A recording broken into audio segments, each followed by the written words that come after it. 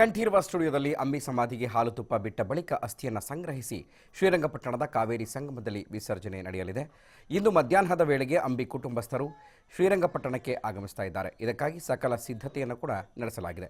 ಅಂಬಿ ಚಿತಾಭಸ್ಮ ವಿಸರ್ಜನೆ ಹಿನ್ನೆಲೆಯಲ್ಲಿ ಅಪಾರ ಅಭಿಮಾನಿಗಳು ಕೂಡ ಆಗಮಿಸುವ ಸಾಧ್ಯತೆ ಇರೋದರಿಂದ ಬಿಗಿ ಬಂದೋಬಸ್ತ್ ಕೈಗೊಳ್ಳಲಾಗಿದೆ. ನೋಡ್ತಾ ಇದ್ದೀರಿ, ಒಂದು ಕಡೆ ಅಂಬಿ ಸಮಾಧಿಯ ಬಳಿ ಈಗಾಗಲೇ ಹಾಲು ತುಪ್ಪ ಕಾರ್ಯಕ್ಕೆ ಸಾಕಷ್ಟು ಸಿದ್ಧತೆಗಳನ್ನು ನಡೆಸಿಕೊಳ್ಳಲಾಗಿದೆ. ಇನ್ನು ಕೆಲವೇ ನಿಮಿಷಗಳಲ್ಲಿ ಅಂಬಿ ಕುಟುಂಬಸ್ಥರು ಅಲ್ಲಿಗೆ ಆಗಮಿಸ್ತಾರೆ. ಮತ್ತೊಂದು ಕಡೆ ದೃಶ್ಯವನ್ನು ನೋಡ್ತಾ ಇದ್ದೀರಿ, ಶ್ರೀರಂಗಪಟ್ಟಣದ ಸಂಗಮದ ದೃಶ್ಯವನ್ನು. ಅಲ್ಲಿಯೂ ಕೂಡ ಈಗಾಗಲೇ ಈ ಒಂದು ಅಸ್ಥಿ ವಿಸರ್ಜನೆಗೆ ಸಿದ್ಧತೆಗಳನ್ನು ಮಾಡಿಕೊಳ್ಳಲಾಗ್ತಾ ಇದೆ. ಬಹುಶಃ ಮಧ್ಯಾಹ್ನದ ವೇಳೆಗೆ ಅಂಬಿ ಕುಟುಂಬಸ್ಥರು ಅದರ ಜೊತೆಗೆ ಕಲಾವಿದರು ಕೂಡ ಭಾಗಿಯಾಗಬಹುದು, ಆ ಸಾಧ್ಯತೆಗಳು ಕೂಡ ಇದೆ. ಯಾಕೆಂದರೆ ಅಂಬಿ ಆಪ್ತರು ಹಾಗೆ ಹಿರಿಯ ನಟಿಯರು ಈ ಒಂದು ಕುಟುಂಬಸ್ಥರ ಜೊತೆ ಅಸ್ಥಿ ವಿಸರ್ಜನೆ ಸಂದರ್ಭದಲ್ಲಿ ಪಾಲ್ಗೊಳ್ಳುವ ನಿರೀಕ್ಷೆ ಇದೆ. ಸೊ ಹಾಗಾಗಿ ಅಲ್ಲಿ ಕೂಡ ಸಾಕಷ್ಟು ಸಿದ್ಧತೆಗಳನ್ನು ನಡೆಸಿಕೊಳ್ಳಲಾಗ್ತಾ ಇದೆ.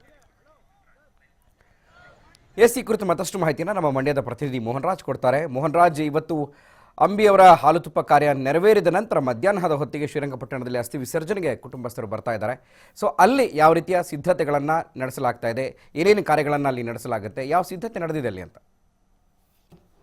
ಖಂಡಿತವಾಗ್ಲೂ ಗುರುಪ್ರಸಾದ್, ಕಳೆದ ಶನಿವಾರ ರೆಬಲ್ ಸ್ಟಾರ್ ಮಂಡ್ಯದ ಗಂಡು ಅಂಬರೀಷ್ ಅವರು ಇಹಲೋಕವನ್ನು ತ್ಯಜಿಸಿದ್ರು. ಈ ನಿಟ್ಟಿನಲ್ಲಿ ಕಳೆದ ಸೋಮವಾರ ಅವರ ಅಂತ್ಯಕ್ರಿಯೆಯನ್ನು ಬೆಂಗಳೂರಿನ ಕಂಠೀರವ ಕ್ರೀಡಾಂಗಣದಲ್ಲಿ ನೆರವೇರಿಸಲಾಗಿತ್ತು. ಇವತ್ತು ಅಂಬರೀಷ್ ಅವರ ಒಂದು ಅಸ್ಥಿ ವಿಸರ್ಜನೆಯನ್ನ ಮಂಡ್ಯ ಜಿಲ್ಲೆಯ ಶ್ರೀರಂಗಪಟ್ಟಣದ ಕಾವೇರಿ ನದಿಯಲ್ಲಿ ಬಿಡಲಾಗುತ್ತೆ. ನಾವೀಗ ಮಂಡ್ಯದ ಪಶ್ಚಿಮ ವಾಹಿನಿಯಲ್ಲಿ ಇರ್ತಕ್ಕಂಥ ಕಾವೇರಿ ನದಿಯಲ್ಲೇ ಇದ್ದೀವಿ. ನಾವು ದೃಶ್ಯಾವಳಿಗಳಲ್ಲಿ ನೋಡೋಣ ಯಾವ ರೀತಿಯಾದಂತಹ ಒಂದು ಸಿದ್ಧತೆಗಳು ಇಲ್ಲಿ ನಡೀತಾ ಇದಾವೆ ಅಂತ.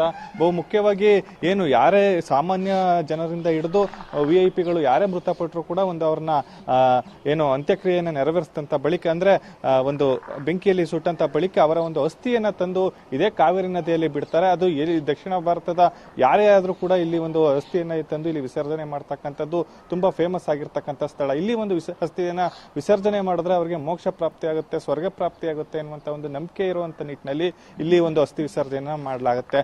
ಹಾಗೇನೆ ಮಂಡ್ಯದ ಗಂಡು ಅಂಬರೀಷ್ ಅವರ ಒಂದು ಅಸ್ಥಿಯನ್ನು ಕೂಡ ಇದೇ ಒಂದು ಕಾವೇರಿ ನದಿಯಲ್ಲಿ ವಿಸರ್ಜನೆ ಮಾಡೋದಕ್ಕೆ ಈಗಾಗಲೇ ನಿನ್ನೆ ಅವರ ಕುಟುಂಬಸ್ಥರು ಹಾಗೂ ಕೆಲ ಅವರ ಆಪ್ತರು ನಿರ್ಧರಿಸಿದ್ರು. ಈ ನಿಟ್ಟಿನಲ್ಲಿ ಇವತ್ತು ಕಂಠೀರವ ಕ್ರೀಡಾಂಗಣದಲ್ಲಿ ಅಂಬರೀಷ್ ಅವರ ಒಂದು ಸಮಾಧಿಗೆ ಒಂದು ಹಾಲು ತುಪ್ಪವನ್ನು ನೆರವೇರಿಸಿದಂತ ಬಳಿಕ ನೇರವಾಗಿ ಅವರ ಒಂದು ಅಸ್ಥಿಯನ್ನ ತಂದು ಇದೇ ಒಂದು ಪಶ್ಚಿಮ ವಾಹಿನಿಯಲ್ಲಿ ಬಿಡಲಾಗುತ್ತೆ. ಈ ನಿಟ್ಟಿನಲ್ಲಿ ಎಲ್ಲಾ ರೀತಿಯಾದಂತಹ ಸಿದ್ಧತೆಯನ್ನ ಇಲ್ಲಿ ಪಶ್ಚಿಮ ವಾಹಿನಿಯಲ್ಲಿ ಮಾಡ್ಕೋತಾ ಇದ್ದಾರೆ. ಮುಖ್ಯವಾಗಿ ಅಲ್ಲಿ ಎಲ್ಲ ಪಶ್ಚಿಮ ವಾಹಿನಿಯಲ್ಲಿ ಗಲೀಜುಗಳು ಇರ್ತವೆ, ಅಂದ್ರೆ ಈ ನಿನ್ನೆ ಮೊನ್ನೆಯಿಂದ ಯಾರು ಅಸ್ಥಿಯನ್ನ ವಿಸರ್ಜನೆ ಮಾಡಿರ್ತಾರೆ ಆ ಸಂದರ್ಭದಲ್ಲಿ ಆಗಿರ್ತಕ್ಕಂಥ ಎಲ್ಲ ಒಂದು ಗಲೀಜುಗಳನ್ನ ಕ್ಲೀನ್ ಮಾಡ್ತಕ್ಕಂಥ ಕೆಲಸದಲ್ಲಿ ಸ್ಥಳೀಯ ಪುರಸಭೆ ಆಡಳಿತ ಈಗಾಗಲೇ ನಿರತರಾಗಿದೆ. ಇನ್ನು ಕೆಲವು ಅಸ್ಥಿಗಳನ್ನು ಕೂಡ ವಿಸರ್ಜನೆ ಮಾಡತಕ್ಕಂಥ ದೃಶ್ಯಾವಳಿಗಳನ್ನ ನಾವು ನೋಡಬಹುದು.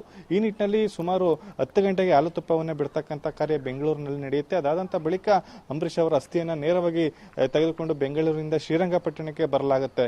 ಈ ಸಂದರ್ಭದಲ್ಲಿ ಅಂಬರೀಷ್ ಅವರ ಪತ್ನಿ ಸುಮಲತಾ ಇರಬಹುದು, ಅವರ ಪುತ್ರ ಅಭಿಷೇಕ್, ಜೊತೆಗೆ ನಟ ಹಾಗೂ ನಿರ್ಮಾಪಕ ರಾಕ್ಲೈನ್ ವೆಂಕಟೇಶ್ ಜೊತೆಲಿರ್ತಾರೆ.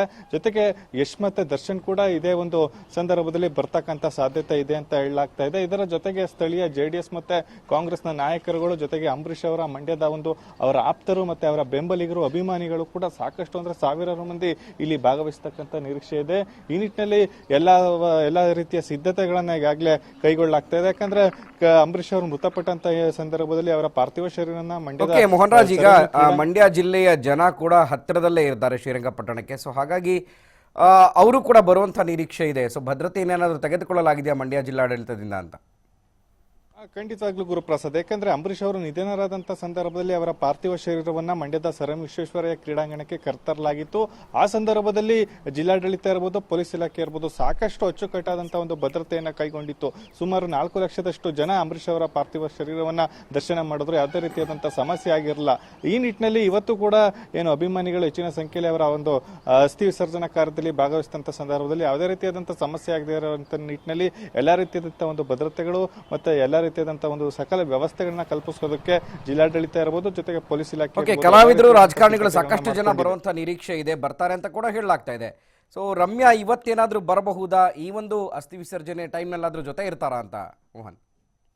ಖಂಡಿತವಾಗ್ಲೂ ಗುರುಪ್ರಸಾದ್ ಇದ್ರ ಬಗ್ಗೆ ಯಾವುದೇ ರೀತಿಯಾದಂಥ ಮಾಹಿತಿ ಇಲ್ಲ. ಯಾಕಂದ್ರೆ ರಮ್ಯಾ ಅವರು ಬೆಂಗಳೂರಿನಲ್ಲೇ ಇಲ್ಲ ಅನ್ನುವಂಥ ಮಾಹಿತಿ ಲಭ್ಯ ಆಗಿದೆ. ಈ ನಿಟ್ಟಿನಲ್ಲಿ ರಮ್ಯಾ ಅವರು ಇಲ್ಲಿಗೆ ಬರ್ತಕ್ಕಂಥ ಸಾಧ್ಯತೆಗಳು ಕೂಡ ತುಂಬಾ ಕಡಿಮೆ ಇದೆ. ಯಾಕಂದ್ರೆ ನಿನ್ನೆಷ್ಟೇ ಏನು ಅಂಬರೀಷ್ ಅವರ ಅಭಿಮಾನಿಗಳಿರ್ಬೋದು, ಜೊತೆಗೆ JDS ನ ಕಾಂಗ್ರೆಸ್ನ ಮುಖಂಡರುಗಳು ಕೂಡ ರಮ್ಯಾ ವಿರುದ್ಧ ಬಹಿರಂಗವಾಗಿ ಒಂದು ಆಕ್ರೋಶವನ್ನು ವ್ಯಕ್ತಪಡಿಸಿದ್ರು. ರಮ್ಯಾ ಅವರು ಮಂಡ್ಯಕ್ಕೆ ಇನ್ನು ಬರೋದೇ ಬೇಡ, ಅವರು ನಮ್ಮ ಪಾಲಿಗೆ ಸತ್ತೋದ್ರು ಅನ್ನುವಂಥ ಮಾತುಗಳನ್ನ ರಮ್ಯಾ ವಿರುದ್ಧ ಹೇಳುವಂತ ಮುಖಾಂತರ ತಮ್ಮ ಆಕ್ರೋಶವನ್ನು ಅವರು ಹಾಕಿದ್ರು. ಆದ್ರೆ ರಮ್ಯಾ ಅವರು ಇವತ್ತು ಬರ್ತಕ್ಕಂಥ ಸಾಧ್ಯತೆಗಳು ತೀರಾ ಕ್ಷೀಣವಾಗಿದೆ. ಅದರ ಬದಲು ಬೇರೆ ಅಂಬರೀಷ್ ಅವರ ಒಂದು ಆಪ್ತರುಗಳು ಇಲ್ಲಿ ಭಾಗವಹಿಸತಕ್ಕಂಥ ಸಾಧ್ಯತೆ ಹೆಚ್ಚಳವಾಗಿದೆ ಅಂತಾನೆ ಹೇಳ್ಬೋದು. ಓಕೆ, ಥ್ಯಾಂಕ್ ಯು ಮೋಹನ್ ಮಾಹಿತಿಗೆ.